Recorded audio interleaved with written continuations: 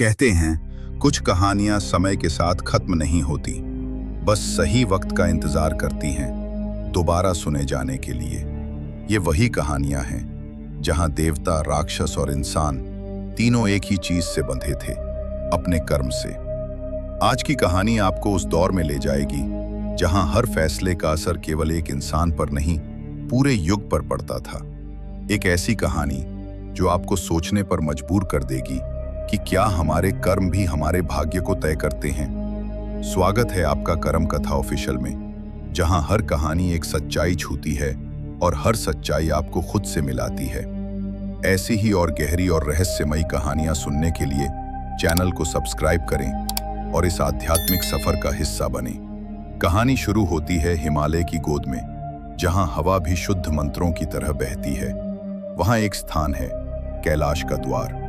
कहा जाता है ये वो स्थान है जहां देव और असुर दोनों का अंतर्मन परखा गया था, और उसी द्वार का रक्षक था ऋषि व्योम।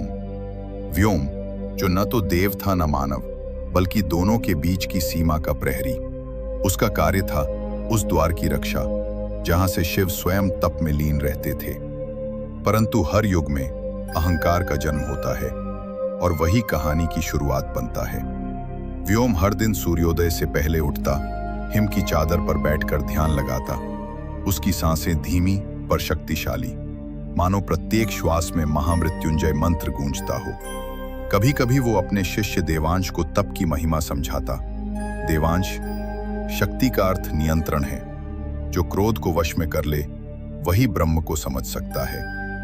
देवांश उसकी हर बात को जैसे अपने हृदय में अंकित करता।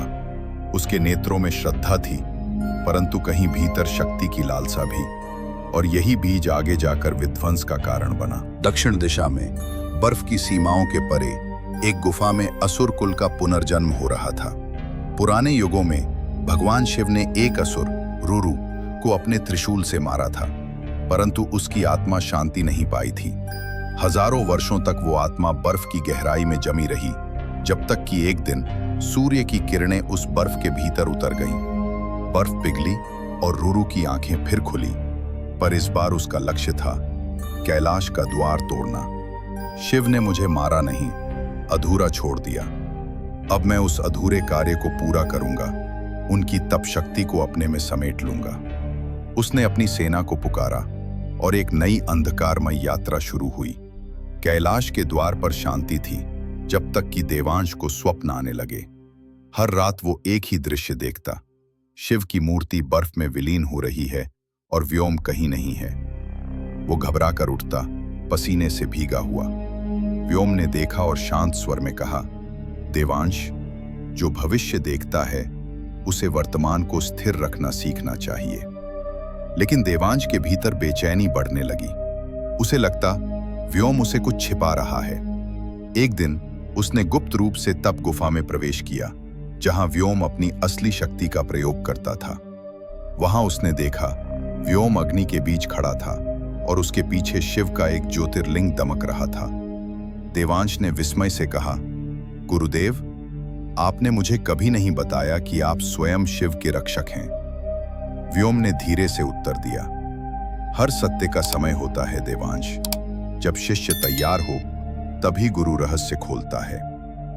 लेकिन अब बहुत देर हो चुकी थी, क्योंकि उसी क्षण रुरु की छाया हिमालय की घाटी में प्रवेश कर चुकी थी।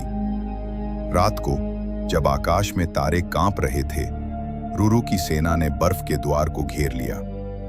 धरती कांप उठी। देवांश और व्योम ध्यान में थे, तभी एक अग्नि लहर द्वार से टकराई।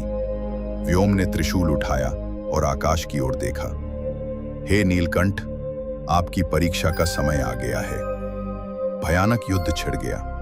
असुरों की गर्जना, मंत्रों की ध्वनि और बर्फ की हवाएं आपस में टकराईं। देवांश ने देखा कि व्योम अकेले 100 असुरों से लड़ रहा है। उसके हाथों से प्रकाश की लपटें निकल रही थीं। परंतु तभी रुरु प्रकट हुआ। उसकी आंखों में केवल बदला था। व्योम, अब तेरा तप तुझे नहीं बचाएगा। रुरु ने भूमि पर प्रहार किया और बर्फ फट गई। व्योम और रुरु दोनों उसमें गिर पड़े। देवांश ने चिल्लाया, गुरुदेव, गुफा के भीतर केवल अंधकार था। व्योम घायल पड़ा था। रूरू उसकी ओर बढ़ रहा था। व्योम ने धीरे से मुस्कुराया। रूरू, तू कभी समझ नहीं पाया कि शक्ति पाने के लिए उसे खोना पड़ता है। और वो अपनी अंतिम शक्ति से देवांश की ओर हाथ बढ़ाकर मंत्र पढ़ता है। हे शिव, मेरा तप मेरे शिष्य में समा जाए, वो ही नया द्वारपाल बने। एक तेज प्रकाश फैला। देवांश अंधा हो गया क्षण भर को, और जब आंखें खुली, रूरू पत्थर बन चुका था, परंतु व्योम गायब था। केवल उसकी आवाज गूंज रही थी। देवांश, अब तू कैलाश का रक्षक है, परंतु ये वरदान भी एक शाप है। जब तक तेरा हृदय क्रोध से रहित न होगा, तू कभी मुक्ति नहीं पाएगा। कहते हैं आज भी कैलाश की एक गुफा में एक पत्थर पर किसी के पद चिन्ह हैं, जो हर पूर्णिमा की रात चमक उठते हैं। स्थानीय साधु कहते हैं ये वही देवांश है जो अब भी अपने गुरु की प्रतीक्षा कर रहा है। और जब कोई साधक उस गुफा में प्रवेश करता है, हवा में एक आवाज गूंजती है, शक्ति को पाने नहीं, समझने आया है तू। और जो सही उत्तर देता है, उसे एक क्षण के लिए व्योम की छाया दिखाई देती है, त्रिशूल के साथ बर्फ के बीच खड़ा हुआ। कहानी वहीं खत्म नहीं होती, क्योंकि रूरू का पत्थर अब फिर से दरकने लगा है। ये तो बस शुरुआत थी, असली रहस्य तो अभी बाकी है।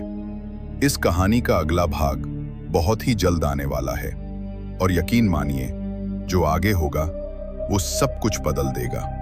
इसलिए ताकि आप अगला पार्ट मिस न कर दें, चैनल करम कथा ऑफिशियल को अभी सब्सक्राइब करें और घंटी का निशान जरूर दबाएं। अगर कहानी ने दिल को छुआ हो तो वीडियो को लाइक करें और कमेंट में जोर से लिखें, हर हर महादेव।